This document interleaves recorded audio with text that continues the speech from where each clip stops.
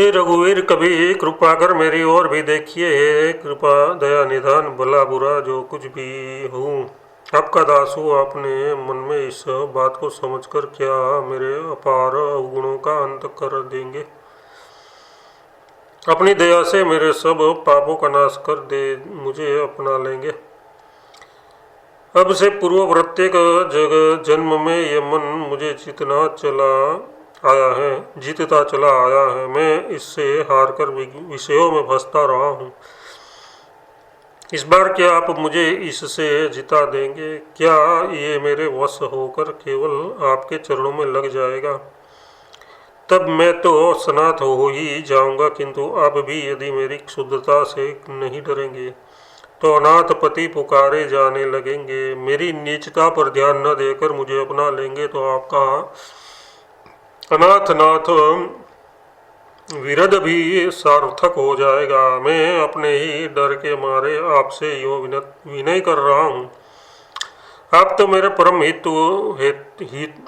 हितु है, परंतु नाथ यह तुलसीदास आपका दुख और किसे सुनाने जाए।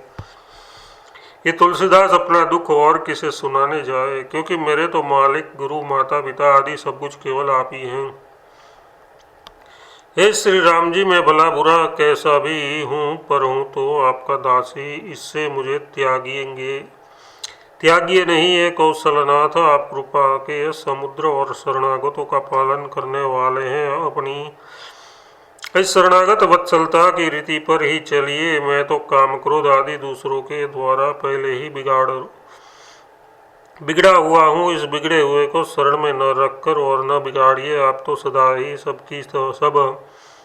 सबकी सब तरह से सुधारते आए हैं। अब मेरी भी सुधार दीजिए। मुझे अपनाने में जगत आपकी हंसी करेगा। आप इस डर से क्यों डर रहे हैं? आपका तो सदा से ये बाना ही है। आपने अपने जिस शील और सरल चित्त से बंदरों और केवटों को अपना मित्र बनाया था, मेरे साथ भी इसी स्वभाव के अनुसार बर्ताव कीजिए। यद्यपि मैं अपराधी हूँ, पर हूँ तो आपका ही, इसलिए तुलसी को आप न भूलिए। अपना टूटा हुआ भी हाथ गले बंध जाता है और फूटी हुई आँख में भी जब दर्द होता है तब उसके अच्छे कराने की चेष्टा की जाती है। इसी प्रकार मैं भी यद्यपि टूटी और बाह और फूटी आँख के समान किसी काम का नहीं हूँ, तथापि आपका ही हूँ। इसलिए आप मुझे कैसे छोड़ सकते हैं? हे श्री राम जी, आप मुझ पर मन मैला न कीजिए। मेरी ओर से अपनी कृपा की नज़र न फिराइए। मुझको दोषी समझकर न तो क्रोध कीजिए और न अपनी कृपा दृष्टि ही हटाइए। हे नाथ, सुनिए, इस लोक और परलोक में आपको छोड़कर मेरा कल्याण करने वाला कोई दूसरा नहीं है। मुझे गुणहीन, नालायक, आलसी, नीच और तथा अथवा दरिद्र और निकम्मा समझकर जगत के स्वार्थ के संगियों ने तिजारी के टोटके की तरह छोड़ दिया और फिर भूलकर भी पलट कर मुझे नहीं देखा। स्वार्थ छूटते ही ऐसा छोड़ दिया कि फिर कभी याद तक नहीं किया। मुझे भक्तिहीन, वेदोक्त मार्ग से बाहर एवं कलयुग के पापों से घिरा हुआ देखकर हे नाथ, देवताओं ने भी छोड़ दिया। इसमें इनका कोई अन्याय भी नहीं है, क्योंकि मैं सभी का अपराधी हूँ। मैं तो बस आपके नाम की ओट लेकर पेट भर रहा हूँ। इतने पर भी आपका दास कहलाता हूँ और ये बात सारा संसार जान गया है। अब आप ही विचार कीजिए कि संसार बड़ा है या वेदों की विधि को देखते तो मैं आपका दास नहीं हूँ, परंतु जब संसार मुझको आपका दास मानता और कहता है तब आपको ही यही स्वीकार करना चाहिए। तुलसी का भला तो जब कभी होगा तब आपके ही द्वारा होगा। आखिर जब आपको मेरा कल्याण करना ही पड़ेगा तो शीघ्र ही कर देना उत्तम है। मैं आपकी ही भलैया लेता हूँ। यदि आप देर करेंगे तो ये गरीब दिन पर दिन बिगड़ता ही जाएगा, तब सुधारने में भी अधिक कष्ट होगा। इसलिए मुझे शीघ्र ही अपना लीजिए। हे नाथ, आपको छोड़कर मैं और किसकी कहूँ? मेरा हेतु और कौन है हे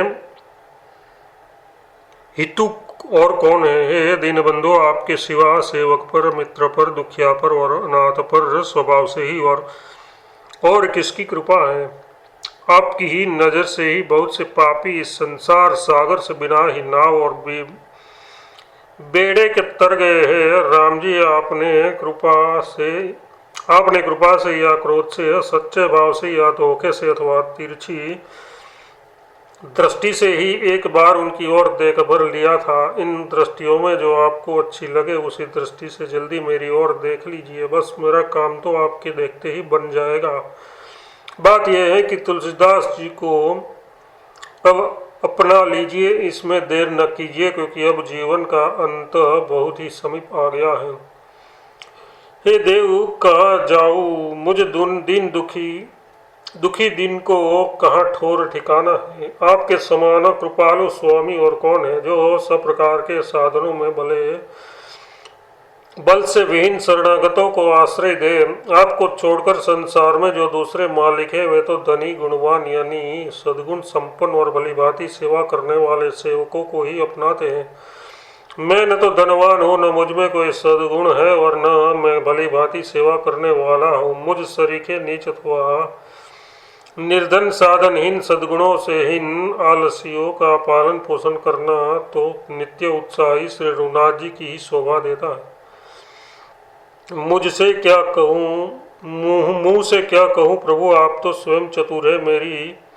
मेरे जी की आप सब जानते हैं। तुलसी सरीखे मलिन मन वाले के लिए तीनों लोकों स्वर्ग, पृथ्वी और पाताल और तीनों कालों में एक आपका ही सहारा है।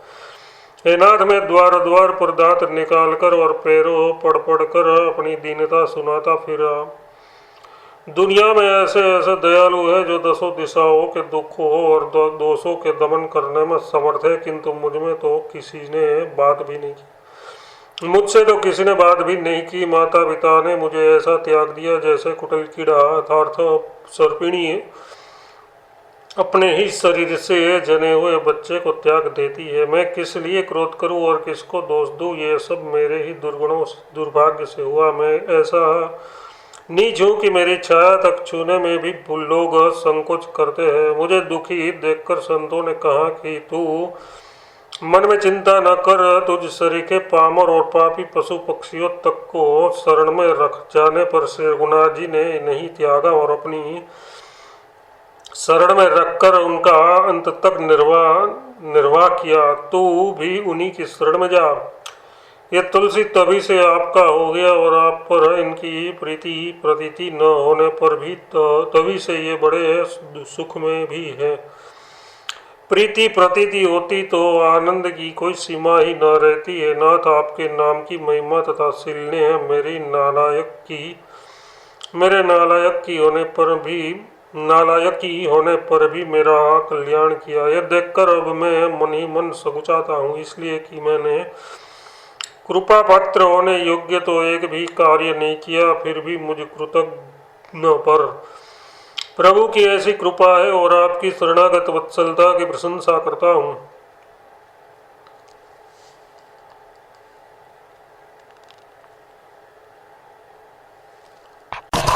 मैंने क्या नहीं किया, मैंने क्या नहीं किया, मैंने क्या नहीं किया, मैं कहाँ नहीं गया, कौन सी जगह कौन जाने को बची और किसके आगे सिर नहीं झुकाया। किंतु है श्री राम जी, जब तक आपका दास नहीं हुआ तब तक जगत में बार बार जन्म ले लेकर मैंने दसों दिशाओं में केवल दुखी पाया। यही स्वप्न में भी सुख नहीं मिला, कहीं स्वप्न में भी सुख नहीं मिला। आपका खास दास होने पर भी मैं ब्रह्मवश विषयों में सुख मिलने की आशा के वश में हो अशुद्ध हृदय से बमली मालिकों के सामने अपने को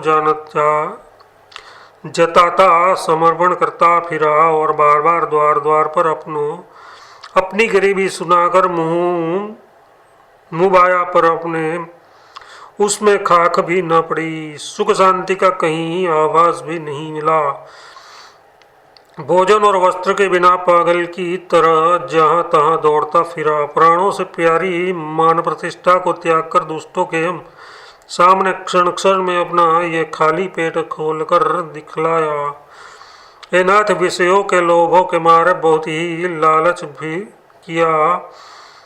लालच किया पर कहीं कुछ भी हाथ नहीं लगा। मैं सच कहता हूँ, ऐसा कौन सा नाच है जो नीच लोभ ने मुझ निर्बल को न नचाया हो। कान, आंखें और मन को भी अपने अपने मार्ग में लगाया, परंतु सभी जगह उल्टा पतित ही होता गया। सब राजे महाराजे भी जांच लिए, कहीं किसी विषय में किसी के द्वारा भी सुख शांति नहीं मिली। तब सिर पिटक्कर हृदय में हार मान गया, निराश हो गया। इसी से अब घबराकर आपके चरणों की शरण तक कर आया हूँ, क्योंकि इसी में मुझे अपना हित दिखाई देता है। हे दशरथ कुमार, आप ही समर्थ हैं, तीनों लोकों में आपका ही यश गाया जाता है। तुलसी अपने चरणों में प्रणाम कर रहा है, इसकी ओर देखिए, मैं आपकी बलिया लेता हूँ। आपकी बिरदावली ने ही मुझे बाह और वचन देकर बुलाया है। आपके पतित पावन और शरणागत वत्सल विदेह की देख रेख में मेरा कल्याण क्यों न होगा। हे महाराज श्री रामचंद्र जी, आपको छोड़कर मेरा सच्चा हेतु और कौन है। मैं अपने स्वामी सहित सभी से कहता हूँ, मुझे सुन समझकर यदि कोई और बड़ा हो तो दूसरी लकीर खींच दीजिए। शरीर और जीवात्मा के संबंध के जितने सखा या हित मानते हैं, वे सब असत मिथ्या टाँकों से सिले हुए हैं। संसार के सभी संबंध माइक है। विचार करने पर यह सखा केले के पेड़ के सार के समान है। जैसे केले के पेड़ को छीलने पर छिलके ही निकलते हैं, वैसे ही संसार के सारे संबंध भी सारहीन, केवल अज्ञान जनित ही है। ये वैसे ही सुंदर जान पड़ते हैं जैसे मणि सुवर्ण के संयोग से बीच बीच शुद्र कांच भी शोभा देता है। हे बाप जी, इन दिन की लिखी विनय पत्रिका को तो आप स्वयं ही पढ़िए, किसी दूसरे से न पढ़ाइए। तुलसी ने इसमें अपने हृदय की सच्ची बातें ही लिखी है। इस पर पहले आप अपने दयालु स्वभाव से सही बना दीजिए, फिर पीछे पंचों से पूछिए।